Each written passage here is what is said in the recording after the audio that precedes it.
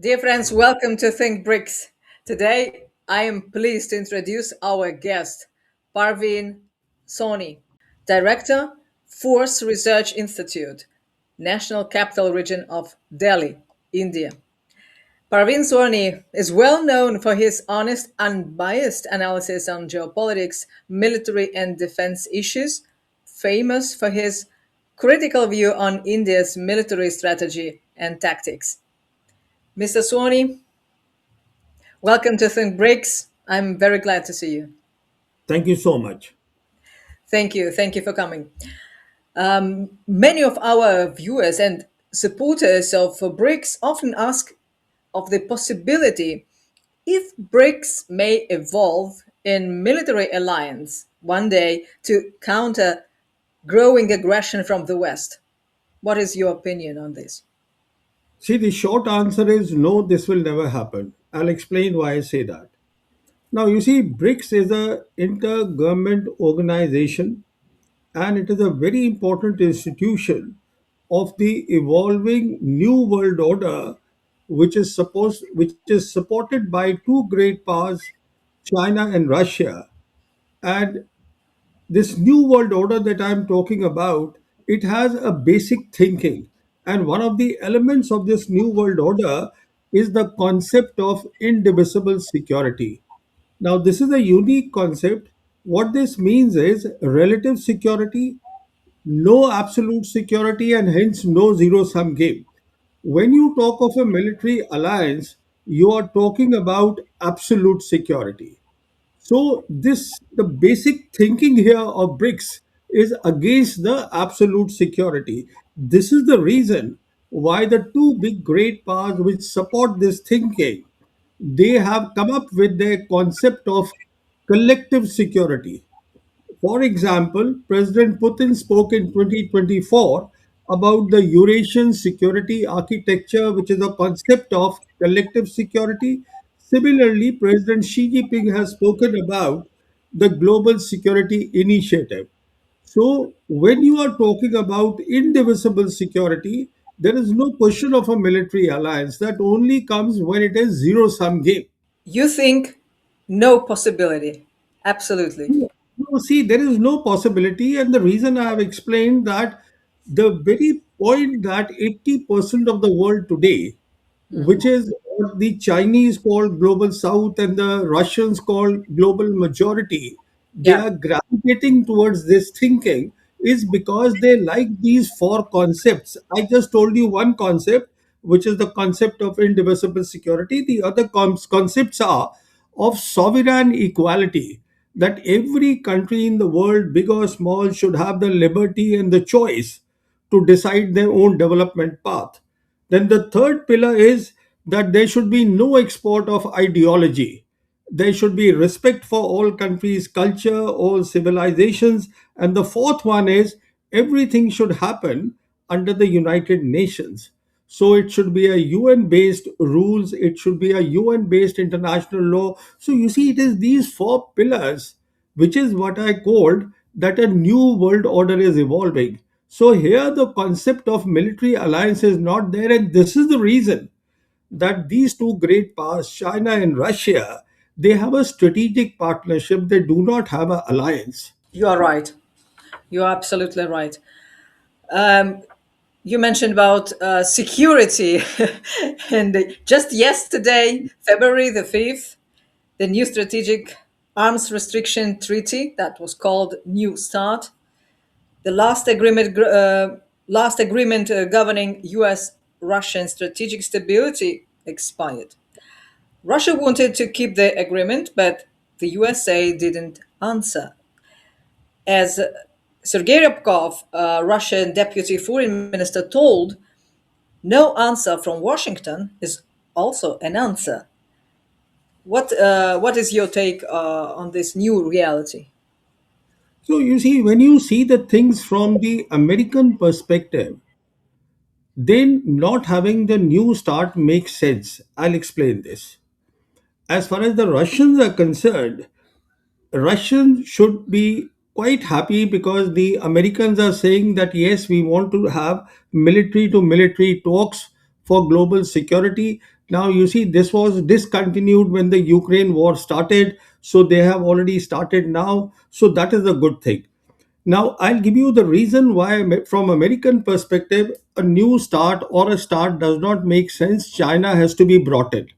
Why China has to be brought in this equation? That means all the three great powers, America, China, and Russia, today have to be together, because the threat that America faces is of a much higher magnitude of the threat that they had in the Cuban Missile Crisis of 1962, when it was only about the ballistic missiles, nuclear weapons with ballistic missiles.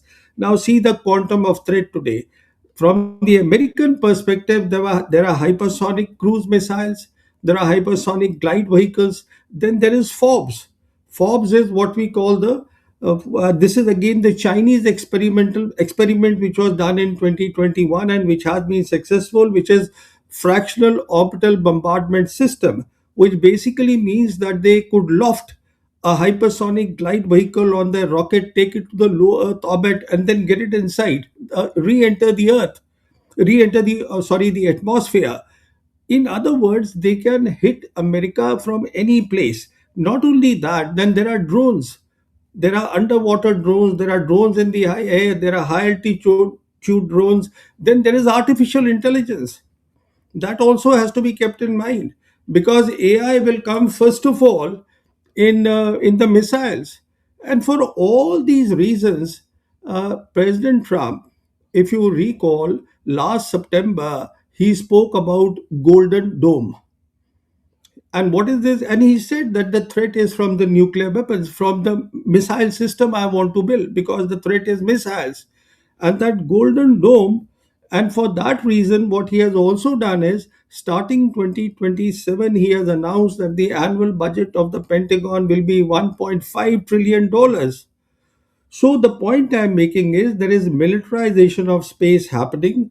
It has already started. All the three great powers are involved in that, and because of this, the all the threats that I mentioned, because of this, most of the things will now happen in space. Space is getting militarized, which is why Starlink is there, which is why the Russians have come up with their own concept of Zorky, where they will have their satellites in the low Earth orbit, which is why Chinese have come up with their concept.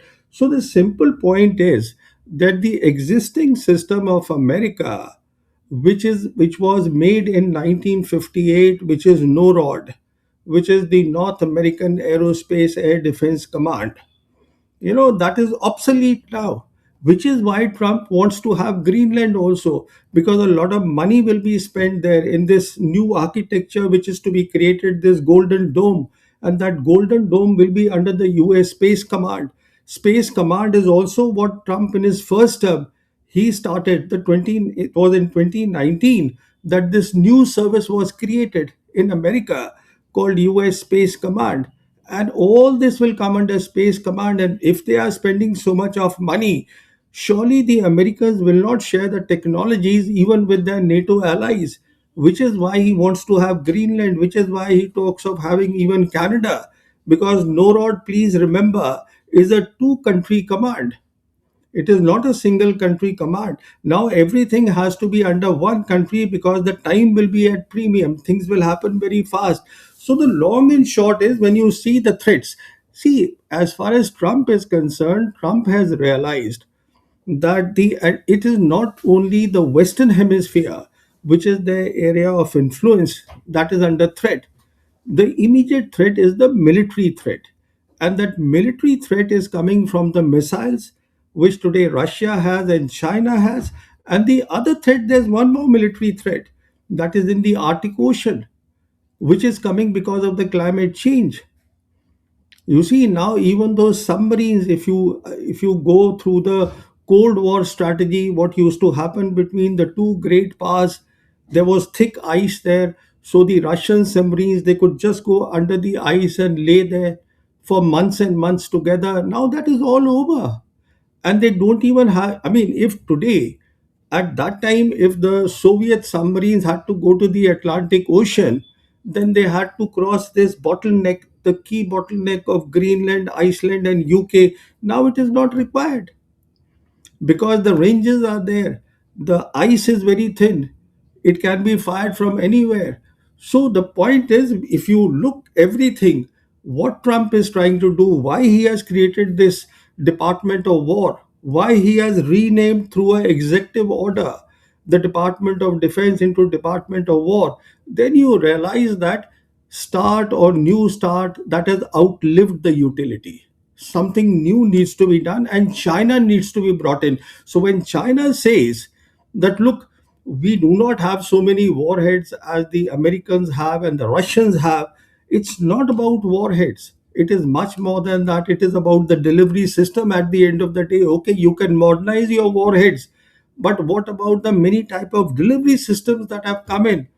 So it has to be, in my opinion, it has to be the experts of the three countries have to sit down, and that will take time, and they have to see how there is, you have to AI control, arms control, everything has to be brought in, then the verification methods. So it is no longer about ballistic missiles of Russia or America. This is my opinion. Well, maybe that's why yesterday Trump posted that the new treaty should be made, that officials should work, I don't know, officials who are involved in all that procedure should work on another treatment, not to prolong existing one. So he wants absolutely new agreement. But when you say that they should involve China into it, why don't you mention your country?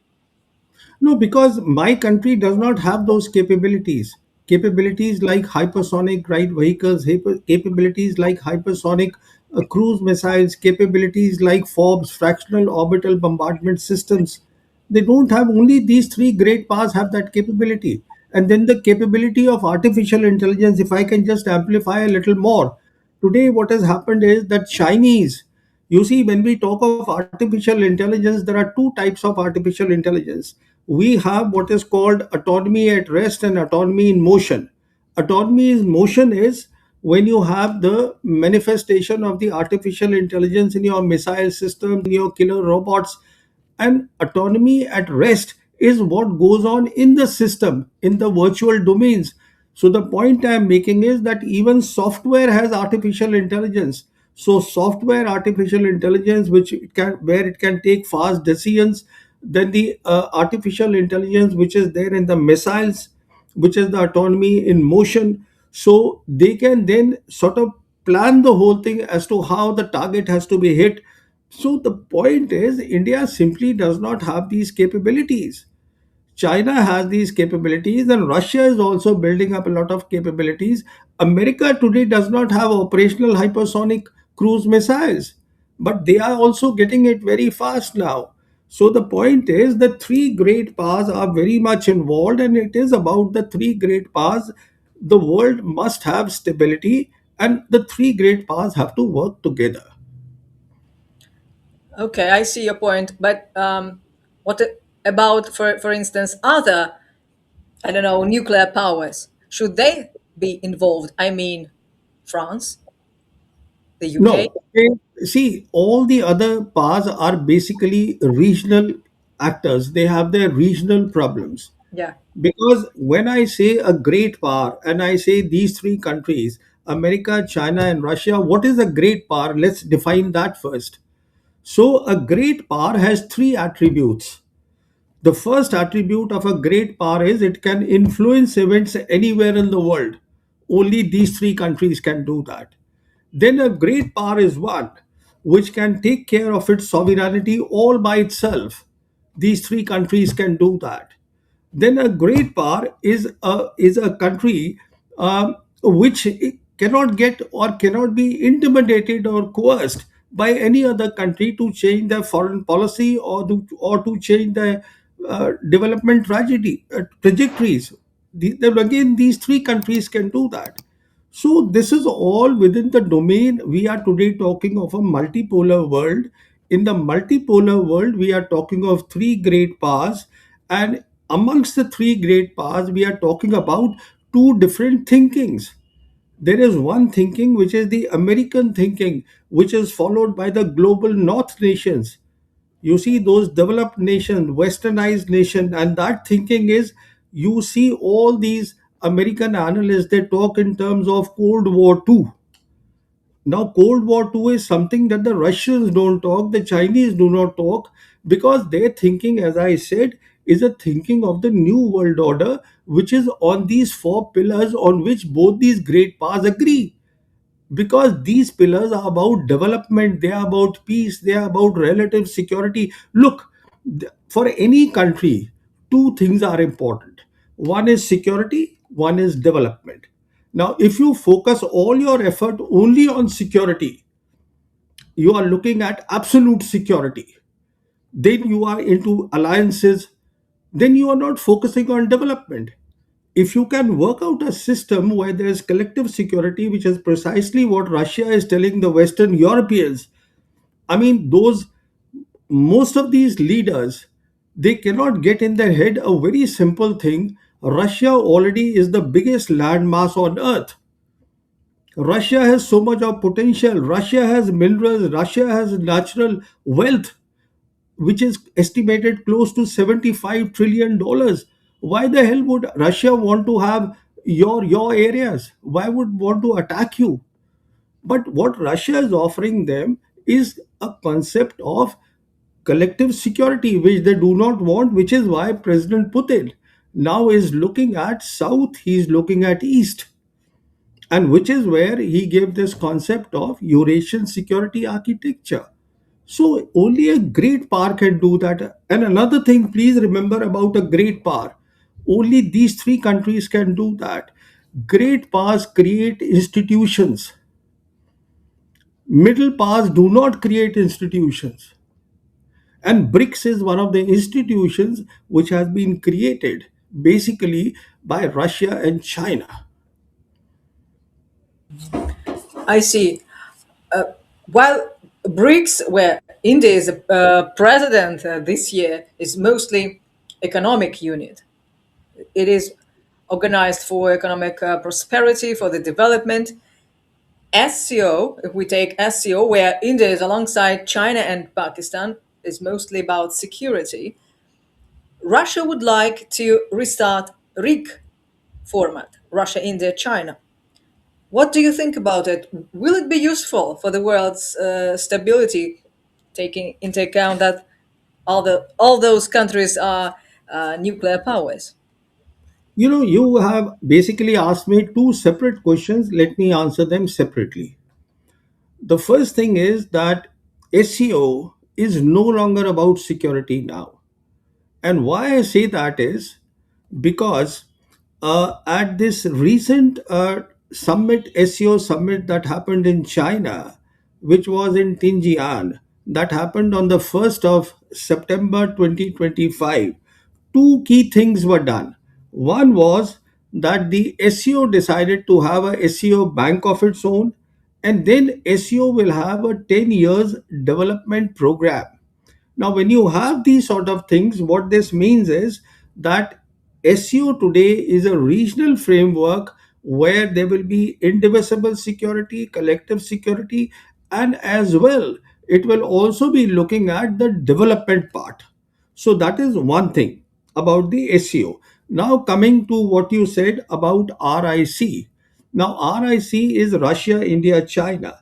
Now, if you see RIC and you see the 2023, the concept of the foreign policy of the Russian Federation, it's a very important document. This is the latest document that has come out of 2023. Then it talks it says very clearly that for a multipolar world, one of the priorities is RIC. And the other priority they are putting as BRICS. That means this document, the concept of the foreign policy, is making a differentiation between BRICS as well as RIC. Now let's talk of RIC. You see, the origin of RIC, it happened sometime in the late 90s, and this was done by the then Russian Foreign Minister Primikov. And the whole thinking of the Primikov at that time was that because Russia is such a huge landmass, It has a foreign policy which is both to the west as well as to the east and the south. So he wanted to get two populous countries of the east, which is India and China, and club it with Russia, because this he thought could be the counterweight to the West. That was his thinking at that time. And both these countries they went along. After that, what happened was that in 2008, the financial crisis happened, and the Chinese realized that their strength was economics, geoeconomics. So RIC is today where you have two great powers. Russia thinks in terms of geopolitics, China thinks in terms of geoeconomics. India went along. India is basically a middle power. It's a aspiring power which is looking at various things. So as far as RIC is concerned, the Russians are very keen. As I said, they have put in that 2023 the concept of the foreign policy that India revived the RIC. And why they want to do this, ironically, in my assessment, originally Primakov thought of this RIC as a counterweight to the West. But today, in my assessment, what the Russians are looking at is, because Russians believe in a multipolar polycentric world. Polycentric world basically means that they believe in the concept of balance of power, they believe in the concept of spheres of influence. So what this means is they realize that China has become very big, and therefore in their thinking they want India to be also there, so India and Russia can in a way balance China within RIC. This is my thinking, which is why they have put these two organizations, RIC and BRICS, as two separate priorities under the 2023, the concept of the foreign policy of the Russian Federation. If you look at that document, you will see it there. But may RIC format help resolve border issue with China? Sorry, come again. I didn't get the question. May this RIC format may help resolve Indian-China border issue? No, I agree entirely with you. In fact, not only this, it does two big things. One is, and this is not what I'm saying. I'm actually telling you what the Russian ambassador in Delhi, Denis Elipov, he publicly said when President Putin came on 24-hour state visit to India in December 2025. At one of the channels, he said that if RIC is revived by India, then two things happen. One, he said that the three countries can be a very powerful voice in the world. And let me add a bit further. If the three countries come together, my assessment is that this new world order that I am talking about, that will get stabilized, which is a big thing. Now, the second thing that will happen is that I agree with Denis Alipov that this gives the opportunity RIC for India and China to build trust with one another. I just gave you the third reason also, that perhaps because the Russians think like this, so they are looking at balancing also within the RIC. I see. So let's make it happen, maybe.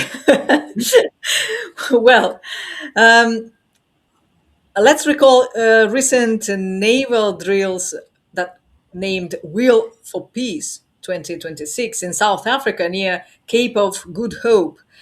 There were five BRICS nations: South Africa, China, Iran, United Arab Emirates, Russia, but there were no India. Can you explain why India didn't participate? See, we have to keep in mind that India has not normalized relations with China. And my assessment is, as long as the Modi government is in power in India, relations between India and China will not be normalized. Now, if you don't have normal relations, you don't go around doing military exercises. It doesn't work. For that, you need to have normal relations. So that is one part. The other part is, let's talk of this exercise also. I would like to share with your viewers the importance of this exercise. See, the importance of this exercise is that in the 12-day war that happened last year between Iran and Israel, we saw that both this, the Persian Gulf, where you have the Strait of Hormuz, and then the Red Sea, where the European trade comes and comes into the Indian Ocean region, there was a big problem, which is why the commercial ships had to take this longer route, go to the Cape of Good Hope, and then come up through the Mozambique Channel. You know, Mozambique Channel is what is there between Mozambique and Madagascar. So the point is that the world realized that this area, which has three major choke points, one choke point is the Strait of Hormuz. Second choke point is your Bab el Mandeb, which is at the opening of the Red Sea into the Indian Ocean region, and the third is the Mozambique Channel. So this Western Indian Ocean region has become very critical. And when you have this exercise that you are referring to here, that means in terms of collective security, all these countries have an interest here, including the Russians. Please understand, Russia, since Ukraine war, and especially if you see your own document of 2023, the concept of the foreign policy, the whole foreign policy now is now tilted towards east and the south. It is where it has come. And therefore, recent last year, Russia also signed the agreement reloss with India, a very important agreement.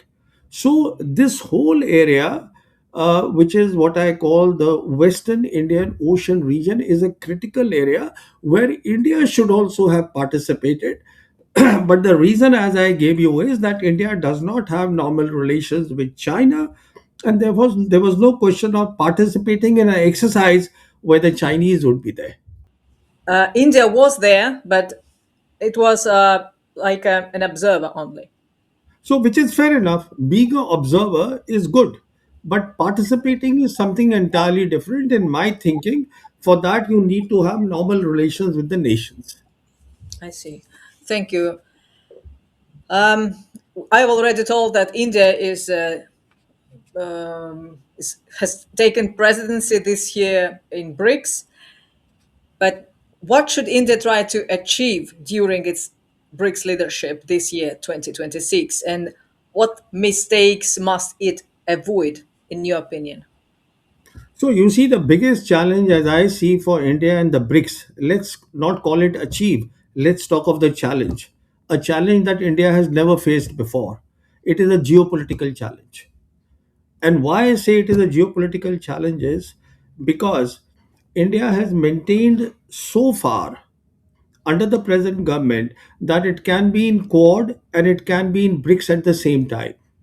Now, relations between India and America, they have stabilized.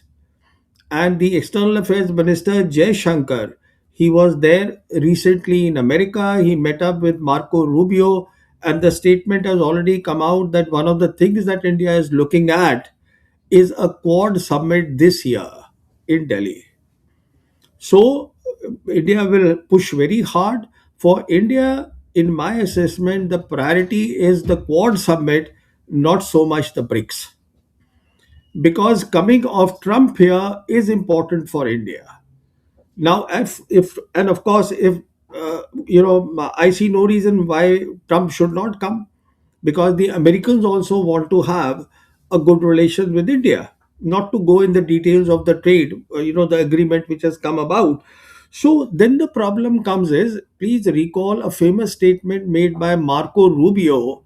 This statement he made at the Senate hearing of the American ambassador to India who has just taken over, Sergio Gore. There he said, when he was asked a question, he said that in BRICS, India is on our side. Now, that is a very loaded statement. You can think about it. And then uh, Trump himself has, he's come very strongly that I'll put 100% tariffs on the members of the BRICS. And what is BRICS trying to do? BRICS is not replacing the dollar, it is displacing the dollar. But how it will be taken by Trump, we need to see that, because Americans have a problem and they are aware of it. Their national debt is $39 trillion. And the experts have said that if 30% of the world trade it gets displaced, it does not happen in the reserve currency of the world, which is the dollar, then they will have difficulty even in paying their debt. So there will be a lot of pressure. So we have to see how this will work out. And in any case, as far as BRICS is concerned, because if India does not normalize relations with China, I do not expect President Xi Jinping to come here.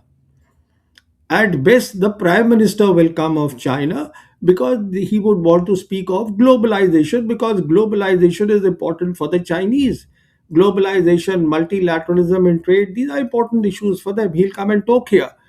But my point is, if she doesn't come and Trump puts the pressure, so there is a big geopolitical challenge. That is the biggest thing that India has to see how it. I mean, we all will see how India sort of gets over that hump. Indeed, the pressure over India, I don't know, it's rising from day to day. From one side, Trump, I don't know, doesn't want that India continues buying Russian oil. From the other side, all that tricks with tariffs and so on. Um, do you think it may happen that India one day will find itself in front of a choice? No, the choice is already this year. BRICS No, no, or no. Quad? It has to make a choice this year because Trump is a guy who does not do any discussions, closed door discussions. He makes everything public the next day. He is that sort of a president. So India has to make a choice this year. What is important for it? Uh, is it BRICS or is it Quad? That is if Trump agrees to come. So the choice has to be made. Ideally, if you ask me, India should settle for BRICS as a priority. And for the reason I give you is very simple, that BRICS will give India stability, BRICS will give India equal partnership in the new world order, and BRICS will give peace in the region. And if you have peace in the region, then India can focus on development. But the problem here is that India has invested a lot in America over the decades, and especially the present government has invested a lot. And this requires a prime minister who can take a very bold decision, a prime minister who actually is cognizant of the fact that there is a once in a century change going on in the world. And today, India has the opportunity, and if he thinks about our coming generations, then if he makes that choice, I mean, these are things that the prime ministers can do. They have a vision, which is what President Putin has done, which is what President Xi has done. You need vision for these things. You're not thinking about today, you're thinking about, all right, how the world will look, what will be my role in that. So I think this is that year of reckoning for India. It is not far at all. I see. Thank you very much. But let me ask you the last question. We are talking about alliances here, BRICS, ASEO, RICR, RIC. But there is another concept, C5, China, India, Russia, USA, and Japan. So you What- see the problem, I'll tell you the problem with this. The problem with this are twofold. This was a trial balloon which was shot by Politico magazine, which is very prominent because the Trump administration they talk to those people. So it is important. So obviously it is a balloon which has been thrown by the Trump administration, but it has two major problems. One major problem is that people keep talking about G2. Now, what is G2? Even today, the Americans, some are talking G2 means that China and America can work together. Actually, they can't. Why? Because they have entirely two different thinkings. As far as the Americans are concerned, they think in terms of Cold War II. They have their own thinking, a hierarchical thinking. As far as China is concerned, China, way back when the Obama administration was there, they had made it very clear that China wants to have a new type of international relations. China wants to have a new type of major power relationship. And Chinese repeatedly say that there is enough room in the world for every country to grow. Now, when you talk of core five, you are talking about four countries which must have, first of all, the same thinking. The Russians don't have that same. Russian thinking is aligned with China. And as far as Americans are concerned, the third great power, they have Japan is a military ally of America. And as far as India is concerned, India is a strategic partner of America. India will be very happy. So basically, what Trump has done is in this what core five that he is talking about, he is himself there, America is there, and he has an alliance and he has a strategic partner to back him. But there is another side, which is Russia and China. As I said, why will they get into core five when the new world order already is getting accelerated? When more and more countries are joining, let's say the Belt and Road Initiative of China. Today, 149 countries of the 193 in the world, they are on board Belt and Road China. Why will China do that? So this core five, basically what it tells me is that the Trump administration and the West actually do not understand a very basic thing, that there is a second set of thinking in the world with those four big things that I said, things like indivisible security, things like uh, sovereign equality, no export of ideology, and then working under the United Nations. They don't seem to understand that. They believe that the entire world thinks like us. No, it doesn't any longer. That is the problem. So this remains as an idea, that's it, because for Russia and China, it's absolutely not convenient to be under the USA control being into No, this. see, it's not an idea. It just shows the basically the hubris, the arrogance of the Americans who refuse to understand the once in a century change. It says a lot about them. I see. I should say that our viewers will be very grateful to listen to this interview. I told you before that we have got some requests to invite you to our channel. Thank And you very much.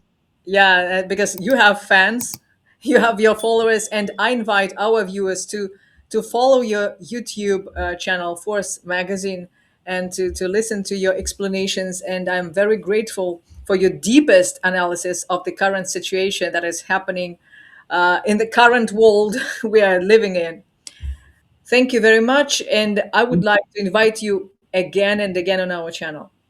I'll be delighted and thank you for inviting me. Thanks a lot. Bye Thank bye. you very much. Bye bye. Bye bye. Bye bye.